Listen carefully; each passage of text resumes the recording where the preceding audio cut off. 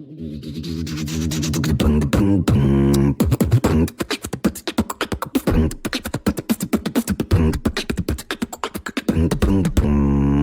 are now tuned into the Leader's Lens podcast.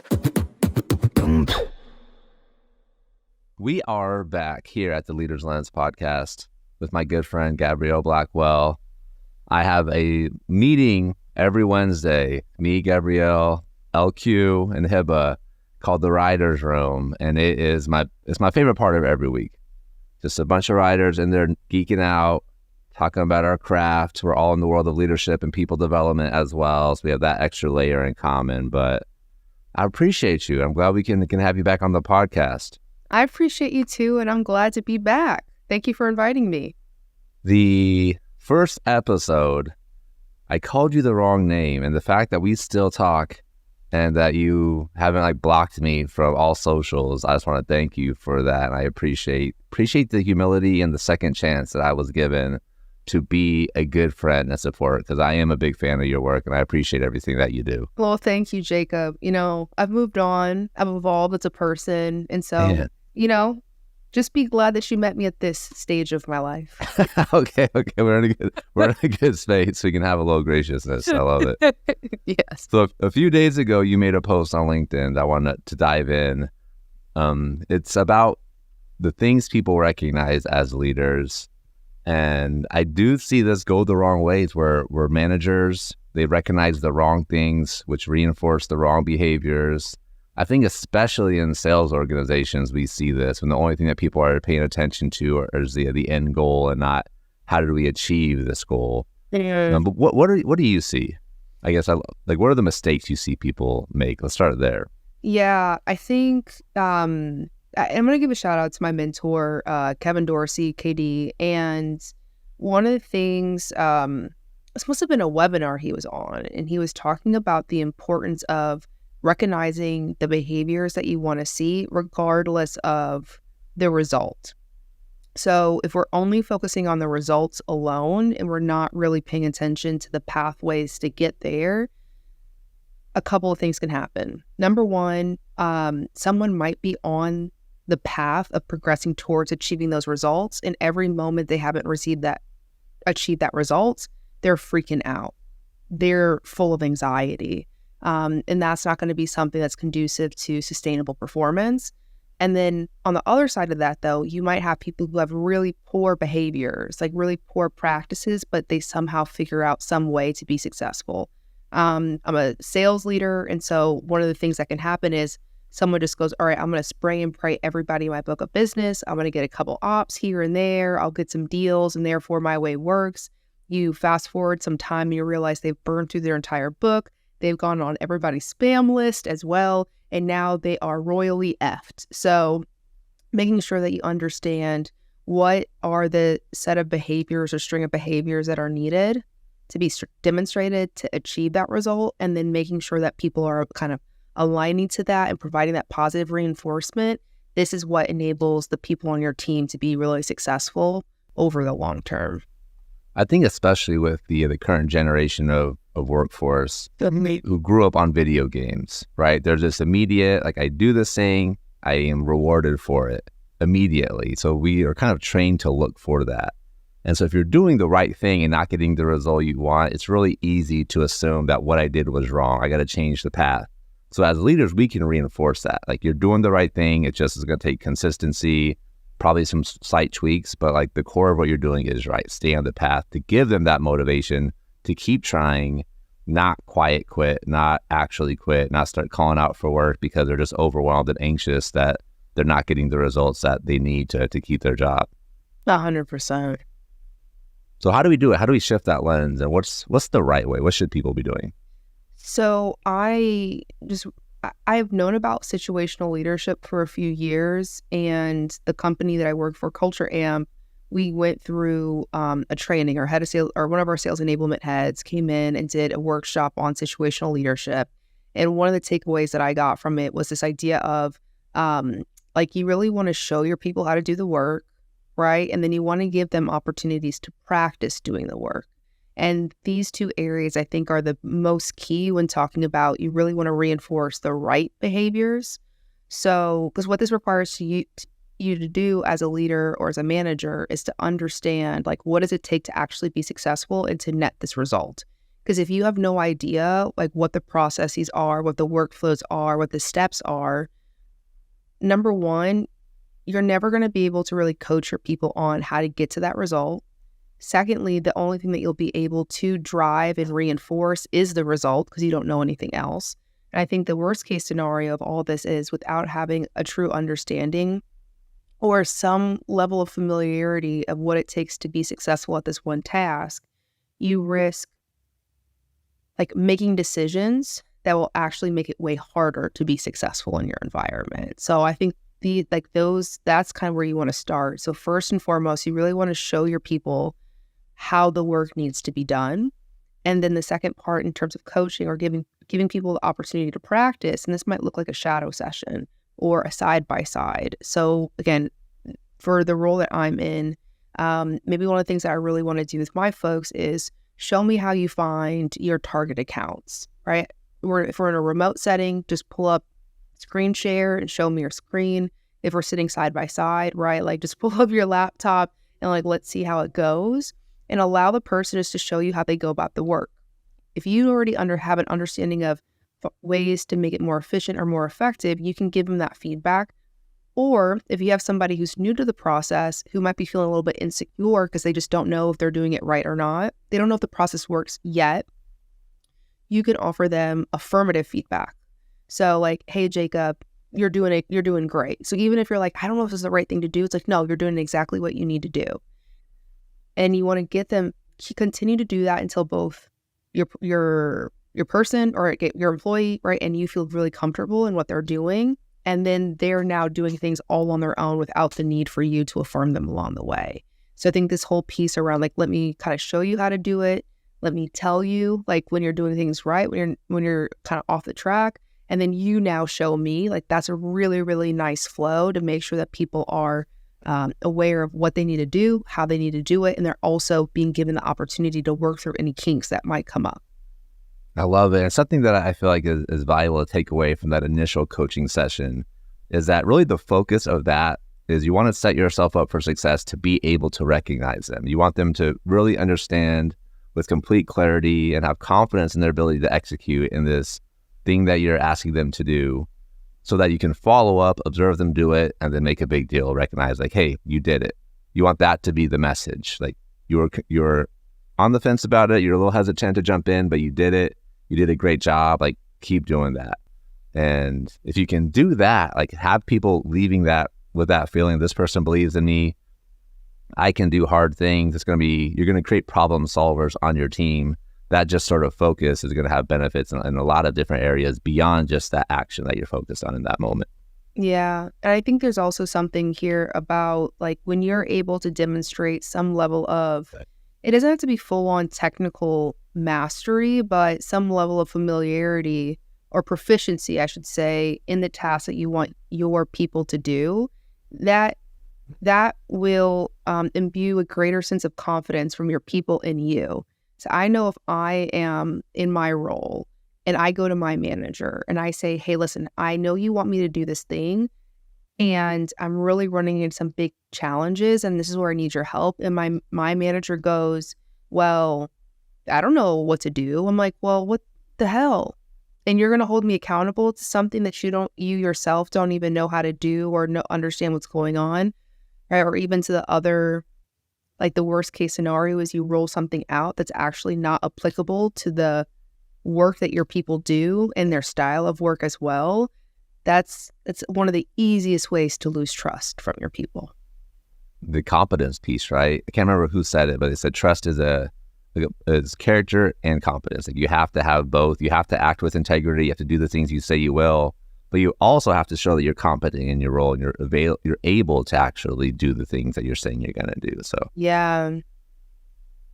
So you in your LinkedIn post, you had a Venn diagram. Mm. What you reward when you praise. So when you praise effort, you create persistence. When you praise growth, you praise improvement. When you praise the outcomes, you reward. You praise. What you reward when you praise. So you have outcomes, you're focusing on that accomplishment piece. I think a lot of times we focus on that last circle that I was not able to say very eloquently, but the other two I feel like is really where the secret sauce is. Yeah. So how do we recognize effort and growth? What does that look like? Yes, I'm like looking at the Venn diagram. I got it pulled up on my handy dandy cell phone. Look at technology. Yeah, it's technology. I know, it's crazy. So when so let's look at let's imagine you got someone new on your team and they don't know anything other than the fact they're employed at your organization and that you're their boss. And the first thing that you're going to go through, they're going to go through their onboarding and they're going to start to learn the kinds of tasks they're going to need to complete in order to be performant, right? Enroll and meet expectations. So like the first thing when I'm thinking about this is, all right, there's so much space and time and so many things that need to happen between that like first day where they're live and the time where we say, all right, you've met expectations. So if I'm only waiting until that last moment, that entire time before, they're like, what's going on? What's happening? Am I doing great? Am I not? Like, am I meant for this role? Am I not? Do I want to quit? All those things. And this is where, like, I think that's the persistence piece. Is like, all right, what I really wanted, or resilience. So more than anything else, I want to praise them continuing to do the work, right? Like, hey, listen, the number one thing, Jacob, when you come onto my team, right, you're going to have a certain number of pipeline opportunities you need to generate as a sales development rep. However, this is comprised of all these small little things such as calls, emails, social outreach as well, prospects added, accounts worked, all these things. And the most important thing that you can do is be consistent across those activities. So like, hey, this week, the win for you, like what is really going to get all of us razzed up is you're making 40 calls every day, right? If you do that, that's a huge win. You add 10 prospects into sequence, that's a huge win. And so every time they meet that goal, amazing job, Jacob. I see you putting in the work. I love that. Keep it up, right? So they're like, okay, my manager's there. They're like paying attention. They're shouting me out. We said that this is the goal. Like there's like so I mean, and even in that, like that is rewarding accomplishment. You accomplished putting in the effort that you said you were going to put in. And I love that. Keep it up, right? Or even on the other side of things, it's, hey, like, GB, I've made 100 calls today and nobody has answered the phone. But guess what you did today? You made 100 freaking calls, dude.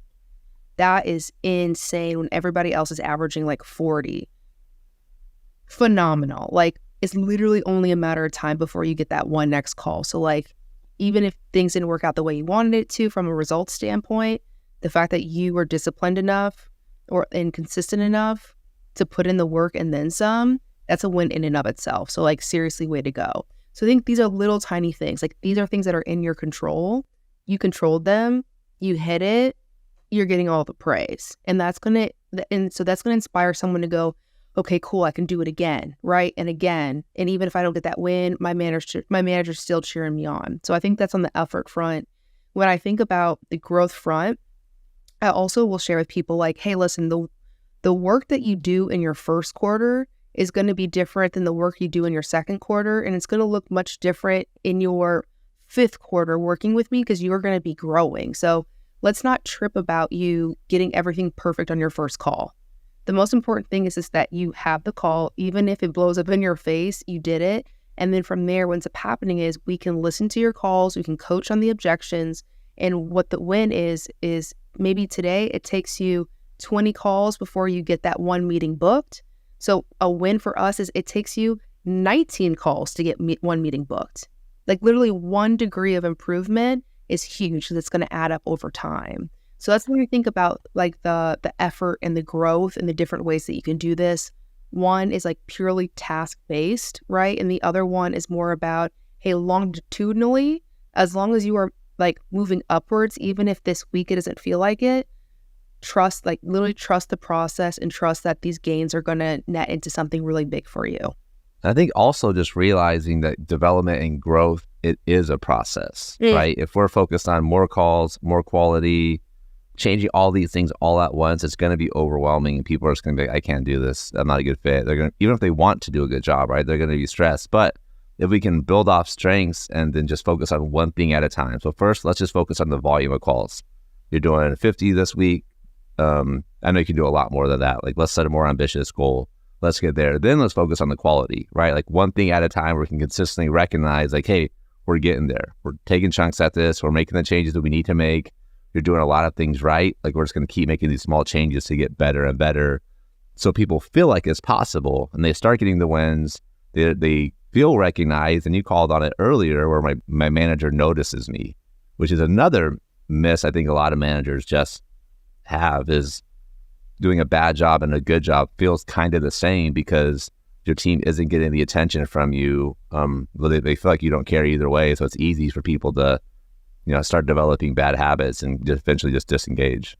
Yeah. I mean, recognition, like the act of giving recognition is like I feel like it's competency that can be developed over time. Yeah. And granted, I can go into a whole like tangent right now of do it. Let's just go. I mean, it's 15 minutes in. If they're here right now, like they're sticking around for this tangent. Well, I feel like. I'm just because I'm like from a sales perspective, I think there's always that balance between like, all right, how much activity can you put in, plus like times quality or whatever. So like maybe with one of my reps, it's not a matter of like, all right, hey, like you're hitting the minimums and we're not getting the results. I'm not necessarily going to say like, just do more for the sake of doing more. It's more about, hey, like, let's take a moment and go, cool, you are working your plan. I think this is more about like having confidence in your plan when you don't have results, right? So like, all right, so some people will associate all of their confidence with accomplishment. And that's where we get into really dicey territory. So it's before you ever get the accomplishment, let's build confidence because you have a plan, you're working it. And when you are consistent against your plan and the plan is not getting you the results that you want or need, then you can go back and go, okay, well, what is it about my plan that I need to make like one small fix, one iteration, whether it's an increase in volume or an increase in your effectiveness. And then you can go from there versus it being, okay, I'm doing all these things. I'm not being successful. I don't have confidence in myself compared to I'm working my plan. The plan isn't going as I thought it was going to go. And so I'm going to iterate my plan. So there's a separation in terms of like confidence as well as like, I think like in aptitude, it's more, if you don't have a plan, you're probably going to think this is not the right job for, I'm not the right job. I'm not the right person for the role. There's something wrong with me. Versus it being more about, I'm fully competent, I'm fully capable, and so it's just a matter of, I need a better plan. Yes, because people don't believe in the plan, they're not going to believe in themselves. Like, why am I going to work hard at this if it's not going to work anyways? Right? You find every way to just put the minimum amount of effort in, and we see it. Yeah, with people all the time. I think there's something really smart about SMART goals. Like on a daily basis, I have some reps on my team. And it's just a simple note of like, hey, like what are the big things that you need to accomplish today? And they'll go, okay, well, I need to make a bunch of calls and I need to add in a bunch of prospects to sequence. Okay, well, how do you know if you've hit your goal or not? Like, let's put a number to it. So it's also allowing for that sense of, I know what my goal is so that when I achieve it, I know that I have achievement and I know I have accomplishment. Right? Yes, I've been actually having this conversation with organizations I've been working with, changing how they look at the mission statement. Like, don't make it this like pie in the sky, like artistically worded statement. Just what are the numbers you're going after? When are you going to hit them? Like, take more of a SMART goal format so that everybody on your team understands what the urgency is and where we're going together. Because then you can break those numbers up into departments or into each individual on the team, and now everybody understands how they're contributing personally. But it's just important to have that clarity of what are we actually going after. And I feel like this, like taking the SMART goal format and implementing it into your mission statement is an easy way to do that on a team. Listen, I like having measurable things because, again, I want to know what I'm working towards. And I want to know that, like, when I've hit it, because that in itself can be incentivizing. It's like, ooh, all right, I'm in a groove. I've hit that next check. That it's like using the video game analogy, I feel it's like Mario Kart. So it's like, cool, like let's say I'm racing against myself now. So in the last time it took me 11 seconds to get around the lap, like, let me see if I can get it down to 10.5. So without measuring, you don't know, right? Right. You're not looking for like ways to save time on the course. Yeah. So if you have no check mark, right, like you don't know, you don't have that signal that lets you know, oh, I am improving, or hey, I am falling behind, and now I know that sooner so that I'm not continuing to fall behind. And now it's 6 months later, and I'm having a very uncomfortable conversation with my boss.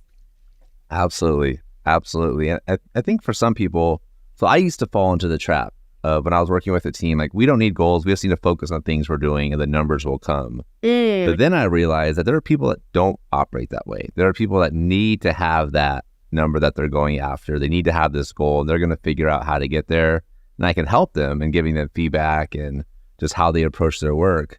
But like having that goal, I think it's just important to remember people operate differently. People need different things. Yeah. But a lot of people need the numbers. That just helps provide clarity on where we're going. Oh, 100%. Yeah. Like having some kind of objective. I've been one of the, I have like a little bit of a story, and the framing for this is one of the things that I work on with majority of the people that I work with and support is on like time management and organization, especially for what that means for time blocking on their calendar. And so it can be really easy to go, all right, hey, like I'm going to put aside an hour just to make calls. And so they're like, cool, I have this hour, but maybe they only do like 10 calls. It's like, all right, well, cool, you put this hour down, but you literally like delayed everything throughout that hour. Instead, let's really talk about, all right, you're going to have 1 hour dedicated to this task. Let's set some objectives. Like, what do you want to accomplish within that hour so that you know you use that hour adequately and appropriately? And I got this tip, or I was inspired to do this by something my grandfather shared with me. So my grandfather used to be, he used to work at IBM. At one point in time was like the highest ranking African-American, like globally at IBM. Went on to then start his own company. It was one of like the largest minority-owned businesses in the Midwest during the 90s and early 2000s as well. So very accomplished guy. Prior to that, though, he was a cab driver in Philadelphia. And I would say like in the early 60s, late 50s, somewhere around there. And one of the things that he would tell me is like when he was a cab driver, he would not go home until it was the absolute like middle of the night and his shift is completely done, or when he had made $30. He's like, he's like, listen, he's like, in order to provide for my family, I need to make $30 every day that I'm out in that cab. So he would not get out of his cab until he made $30. Maybe he made $30 in a morning, right? And at that point in time, he can now reward himself. What does he want to do? Does he want to keep on working and make some more? Or does he want to go home and spend some quality time with my grandma? Or maybe just go out and do something for himself, right? But then there was other days where like he didn't make $30, but he's like, I'm not getting out of this cab until like this bell chimes. So like I think that's the importance of having the objectives, which is I have this time, I need to make the most out of it. And so I'm not going to stop doing this thing until I've either hit my objective or I've hit my time constraint, right? I think something that's really nice with that too is if you put some constraints and some objectives in place, you also have ways to identify ways to get better. So let's say I have my rep and they're like, all right, cool, I'm putting an objective to this. I want to make 20 calls in this hour. I'm like, cool, if you hit 15, that's fine, right? You either have to get better at something else to give yourself a little bit more time for calls, or you have to get better at your time management during calls, right, for that time. So this is what gives you some nice parameters so you're not all of a sudden leaking into other things and everything else falls behind. Yes, I think this is a relevant conversation when we think of just working from home and how the workforce is changing.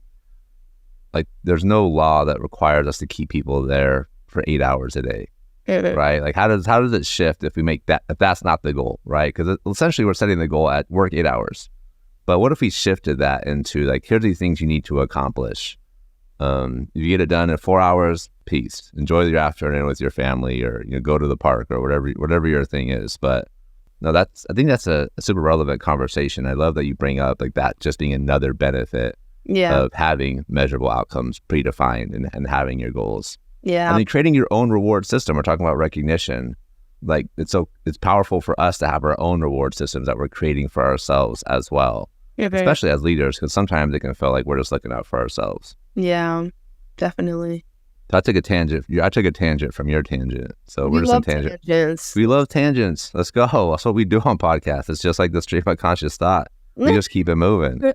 Just keep it going. Yes. Before the conversation, we are talking about my bee sting. This bee just like brutally attacked me. That's crazy. But, you know, I was like, man, maybe I should call it in. But it's like, no, I got to be here for the Leaders Alliance fans. I got this interview with GB. We got to make sure this happens for the culture. Yeah. For the leadership culture. I might have to start calling you Bee Sting. Oh, Bee Sting boy. I was Bee Sting guy. He talks about his Bee Sting all the time. You're hilarious. But I appreciate you. Awesome follow on LinkedIn. I always appreciate your content. I always enjoy the one-on-one when it comes through my newsletter box as well. So if you're not subscribed, what are you doing? What are you doing with your life? Awesome tactics on having effective one-on-ones, especially if you're a sales leader. I cannot highly recommend it enough. GB, thanks for being here. Thank you.